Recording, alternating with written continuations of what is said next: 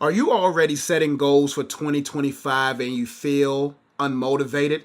Well, it's not your plan, it's your why. In this video, I'm going to give you 6 clear signs on why your why is not strong enough to propel you to finish the year strong. But let's get right into it. This post spawns from a challenge that I just launched called the First 31-Day Challenge. It's a challenge designed to give you an actionable task each day of this month of January to set you up for success for the rest of the year.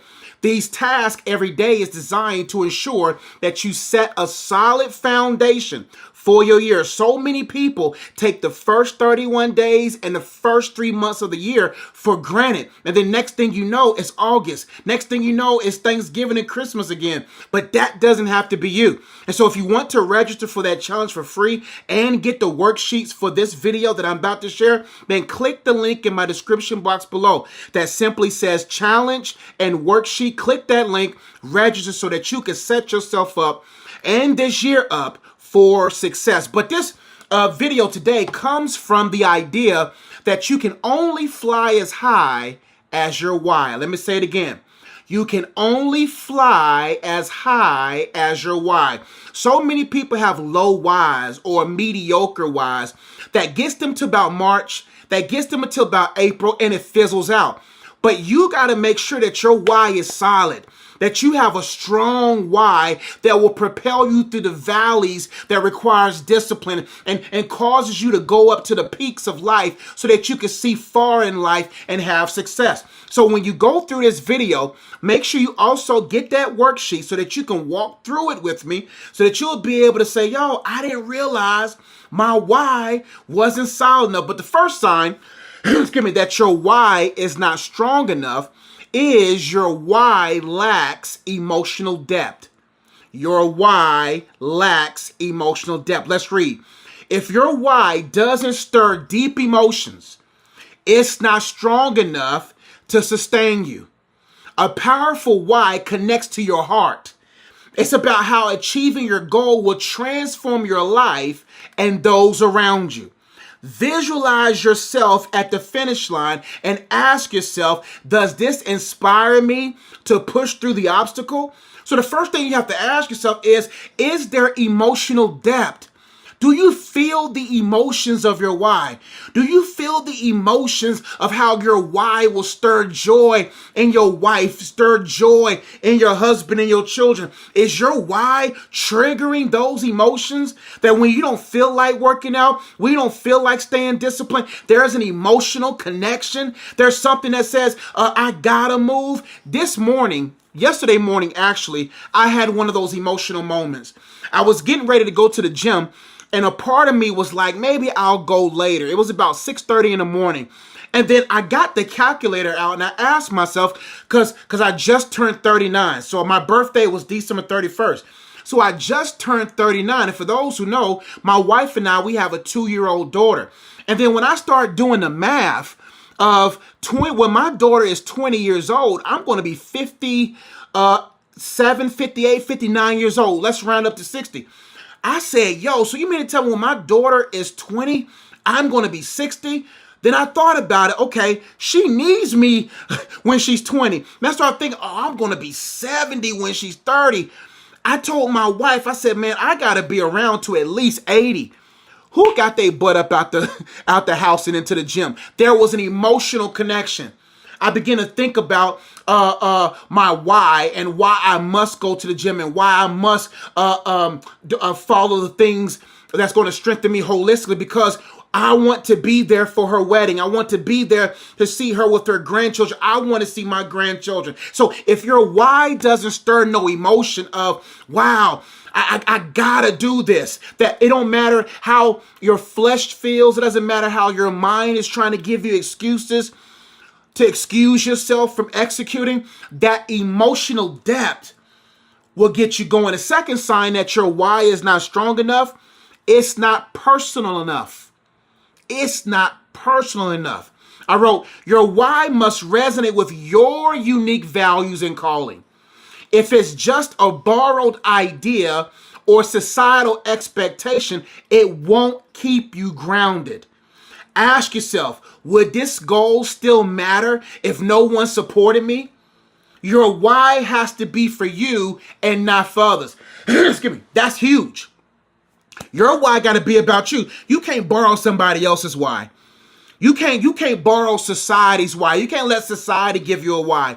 You have to have a why that's rooted in your unique values, in your unique calling. Why are you pursuing this? Is it because of the calling that God has called you to? Is it because it's uniquely to you that no one can disturb or distract you from it? So is your why personable enough? Is this your why or is it borrowed? The third sign that your why is not strong enough is that it's focused on short-term goals. Your why is not solid enough if it's focused on short-term goals or short-term, gains. If your why only aims for immediate rewards, it won't carry you through challenges. Think long-term. How will achieving this goal impact your future, shape your character, and contribute to the legacy you want to leave behind? So many people, the reason why their why is not solid enough to stay committed to their family, why their why is not solid enough for them to stay committed to God, why their why is not solid enough for them to stay committed to themselves, is because they're so focused on short-term gains. Your why has to be long-term.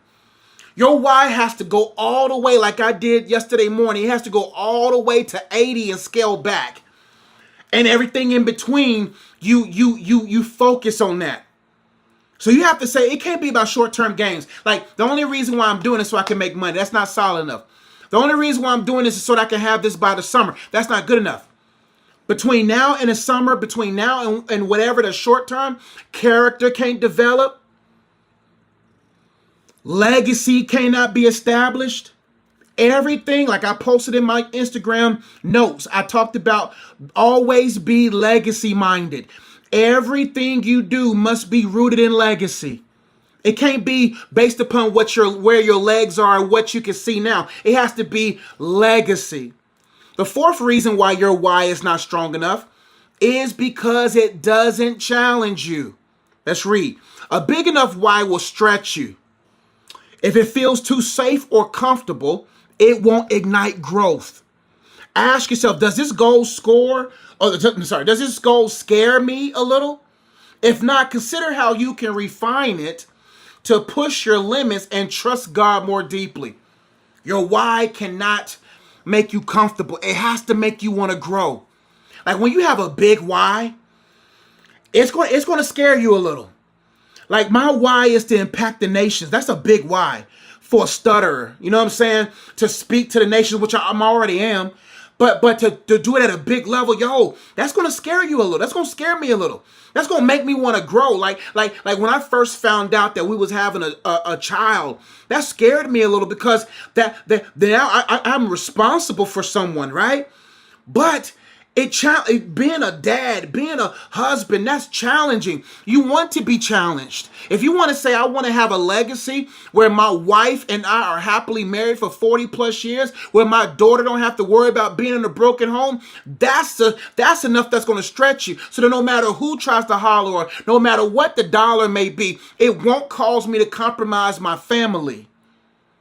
So is your why, does it challenge you? Does it challenge you and make you stronger?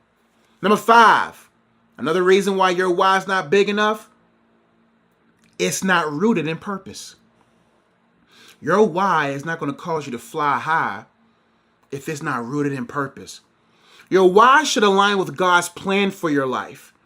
If it doesn't serve others or glorify Him, it's not fulfilling its potential. That's powerful. Reflect on how your goals connect to your values and your faith, and how it can be adjusted to honor your God-given purpose.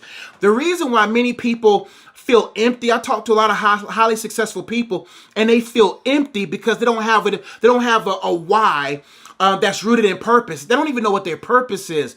They chose a career, but they didn't answer their calling. And how many of you right now have missed your calling's calls?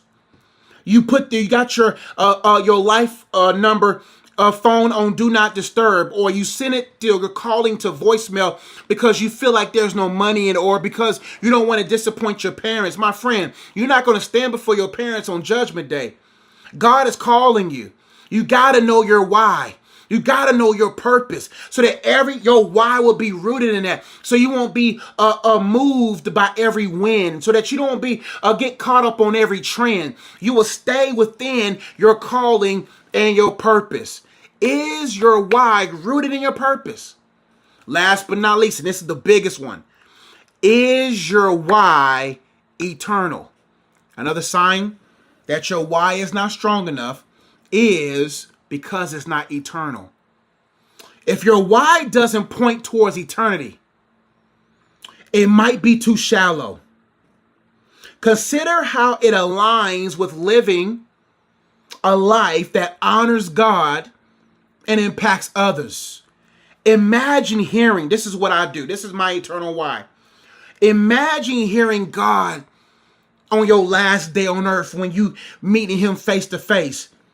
Hearing these words, well done, my good and faithful servant. Does your goal move you closer to that? See, that's why my first why is eternal. My goal is to hear my Lord and Savior, my God, say, well done, Josh. You were a good and faithful servant. You was good and faithful to Brittany. You was good and faithful to Hannah. You was good and faithful to your family. You was good and faithful to those that I entrusted into your hands. You was good and faithful with everything I called you. Was you perfect, Josh? No, but you was good and faithful. That's what moves me. And that should be what moves you. That's why I got a brand called Well Done, a movement of t-shirts and hoodies and wristbands that keeps you centered and focused on, yo, I'm going to do everything well so that I can hear well done. So is your why eternal? Because if you have that eternal why, and your why is eternal, that you want to hear God say well done, then you're going to do well here. If your goal is to hear well done at the end of your life's journey, then you're going to do everything well down here. So does your why, does it have emotional depth? Is your why personal? Is your why focused on short terms, or is it focused on long terms? Is your why, does it challenge you? Is your why rooted in purpose? And my friend, is your why eternal? Because if your why and the reason why you're doing whatever you're going to do in 2025 is not rooted in those 6 things, then you're not going to fly as high as you think you are. Because a lot of people, they talk big in January and have little to show for it in December. Hope this video was a blessing to you. If this video resonates with you and you need to join this challenge, then go ahead and click that link in the description box below. Go ahead and download the week 1's worksheet of the first 31 days challenge. Join my school community where you're going to have accountability. You're going to have me in there helping you, coaching you in there. It's a free school community. So go ahead and register and sign up for that. We already got people talking about their whys in the community. They're already going. And if you want to be a part of a community that's going to challenge you to grow, that's going to inspire you to actually do the work, to do the life's work so that you can reap from your life's work, then join that community today. But if you need a little bit more assistance and you're like, Coach, hey, I need some one-on-one. I need some mentoring. Coach, hey, listen, man, I know for a fact, man, I got a solid film, but Coach, man, I'm so focused on my career. I need to have a stronger why, Coach. I need to fulfill at a high level in every area. Then click that mentor link. Let's get on the phone and see how I can help you make those adjustments. But if you want to join the community, get in there today, so that we can get to work tomorrow, so that you won't let another year go by, because the goal is to make 2025 unforgettable, but not repeatable. So, hope that video helped. Let's answer some questions real quickly. What time is 10:05? Hey, cuz, what's going on? Kizzy, what's going on? Kid says, man, I'm still not accomplishing my goal of driving. I can't pass that online permit test, and my cousins are driving except me. Well, my sister, there's a root reason of why. It could be that you are a perfectionist. It could be A lot of different reasons on why you haven't accomplished that goal. Is it what are your fears? Are you afraid that you're going to crash? What are those different things? Because once you remove those limiting beliefs of why you don't feel like or why you're not driving at the moment, then once you get those things uprooted, man, you'll be on them streets driving all over the place. But let me know how I can help. Vince says, sis, you can do all. That's right. Encourage her. I feel useless. I'm 26, still don't drive where I live. You gotta drive. Well, first off, you gotta make sure that no accomplishment, whether accomplished or not accomplished, should ever dictate who you are. I don't care if you have no man. I don't care if you're a man, you don't have no woman yet, no wife yet, no husband yet. I don't care if you don't have no children yet. I don't care if you don't have no driver's license yet. I don't care what you have or don't have. That should not dictate whether or not you are useful or not. So you say you feel useless, but don't feel that way. Say, I'm useful.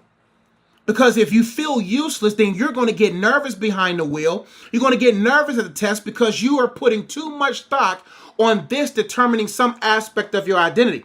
But if you know that you already are worth so much to God, that you're fearfully and wonderfully made, and you go into that test with that energy, then my friend, you're going to pass that test. Most definitely. Good job, Vincent. Thank you, Vincent. You are not useless. Don't say that. You will learn how to drive. Read 2 Timothy 1:7. Thank you, my brother. Good, encouraging words there. Flex, what's going on, family? Yes, encourage our sister. Casavilla says, Coach, what's the difference between lukewarm and backsliding? Great question. Lukewarm means that you have a form of godliness but denying the power, which means that you act like a Christian, you think you are a Christian, but you're acting more of the world. The world is still in. You have no remorse for your sins. You still believe that your stuff don't stink. You still think that God's just going to just roll with you no matter what you're rolling in dirt-wise. Lukewarm is a person who is living in the world or doing worldly things, but on Sundays go to church and they think they right with God, but they're lukewarm. The Bible says, I'd rather for you to be hot or cold. But if you lukewarm, I'll spew you out of my mouth because you ain't useful, right? I can't even really use you at a high level because you still with the devil. Backsliding is a state where one has fallen out of fellowship with God. Backsliding doesn't necessarily mean you falling out of faith in God. Because there's a lot of people who backslid. Look at, I can't think of nobody right now, but there's a lot of us. I've backslidden before. At 26, I've backslidden before where I was like, God, I ain't really rocking with you like I used to. But I was still sealed by the Spirit of God, and the Spirit of God rerouted me and got me back in line. So backsliding means a state where you're not in fellowship with God like you used to. You're not reading, you're not praying, you're not focused, you're not fellowshipping. You're in a place of like the prodigal son. You see what I'm saying? You're just out there doing your thing, but your heart still wants to go back home. And so when you come back home, you know for a fact that God's arms are wide open for you. So those are the two differences for me. My cousin, what's going on? Happy New Year, everybody. Hope y'all are having a great start to your new year.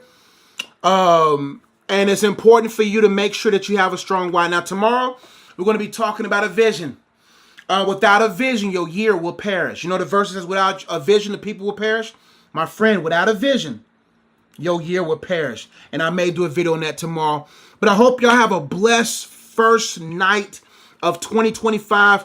I'm here for you. Join the community if that's something that you need. If you need mentorship and coaching and you're ready to invest to bring out your best, then click that mentorship link. But this year I have resources for everyone. So if you want coaching and you're on a budget, then go in the community. We got tools and resources and a group of people there to help you. But if you're ready to get that to the next level, I have programs and one-on-one available for you to grow holistically for God's optimal use. One last question. Aaron says, how to plan my goals and actively pursue them so I don't come to the end of 2025 having done nothing or little to nothing. Great question. Well, first off, join the community because I have 31 tasks. I got worksheets, workbooks, and tools that's going to help you make sure that 2025 is not a waste. It takes discipline. It takes coaching. It takes mentoring. It takes a community. It takes accountability. It takes a lot to pursue, right? Because if you try to do this alone, you're going to be left on your own. But if you have a group of people that can help you, then they can help you.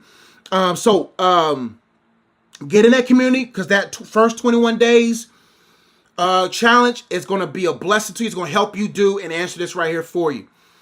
Dana says, Happy New Year. God bless you, brother. God bless you too, my sister or my brother.